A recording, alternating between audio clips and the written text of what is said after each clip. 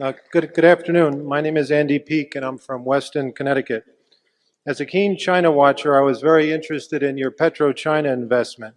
Could you please tell us more about your thought process on investing in a complicated, opaque country like China and PetroChina?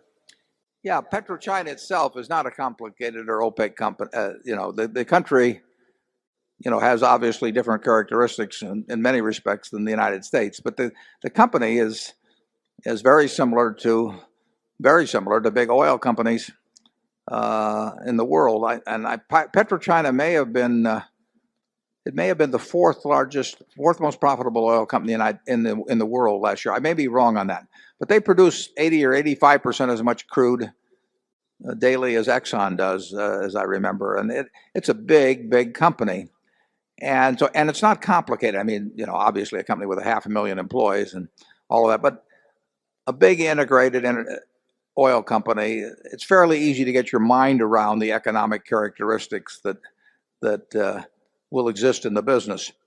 And in terms of being opaque, actually their annual report may well tell you more about that business, than you will find from reading the reports of other oil giants. And they do one thing that I particularly like, which other oil companies don't, at least to my knowledge, is that they tell you they will pay out X percent. I think it's 45% of their earnings, absent some change in policy. But I like the idea of knowing in a big enterprise like that 45% of what they earn is going to come to Berkshire, and the remainder will be plowed back. It was bought not because it was in China. It was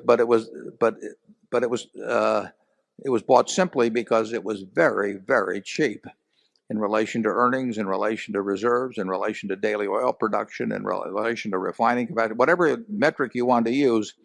It was far cheaper than Exxon or BP or Shell or companies like that. Now you can say it should be cheaper because you don't know what will happen with it 90% owned by the government of China. And that's obviously a factor that you stick in valuation. But I did not think that was a factor that accounted for the huge differential in the price at which it could be bought.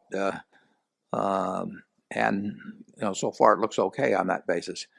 We aren't there because it's China, but we're not avoiding it because it's China either. We stick in a fairly appropriate number. But if you read the annual report of PetroChina, I think that you will have as good an understanding of the company you would if you read the annual report of any of the other big oil majors, and then you would factor in your own thinking about whether there could be some huge disruption in Chinese-American relationships or something of the sort, where you would lose for reasons other than what happened in terms of world oil prices and that sort of thing. But we're happy with it. And Charlie? I've got nothing to add. If a thing is cheap enough, obviously you can afford a little more country risk or regulatory risk or whatever.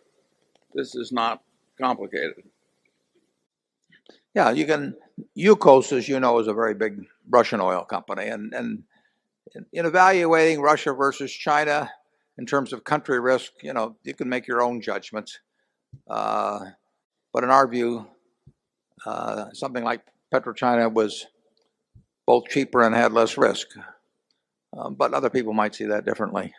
We'll go to number 12.